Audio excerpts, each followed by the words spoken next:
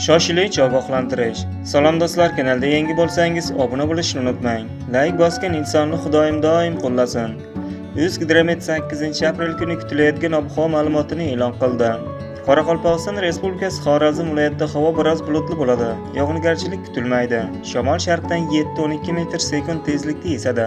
Ba'zi joylarda 15-20 metr/sekundgacha kuchayishi kutilmoqda. Kechasi 10-15 daraja iliq, kunduz kuni 26-31 darajalik bo'ladi. Buxoro Navoiy viloyatida havo biroz bulutli bo'ladi. Yog'ingarchilik kutilmaydi. Shamol sharqdan 7-12 metr/sekund tezlikda esadi. Ba'zi joylarda 15-20 metr/sekundgacha kuchayishi kutilmoqda. Kechasi 10-15 daraja iliq, kunduz kuni 25-30 darajalik bo'ladi. Toshkent, Sirdaryo va Jizzax, Samarqand viloyatlarida havo biroz bulutli bo'ladi. Yog'ingarchilik kutilmaydi.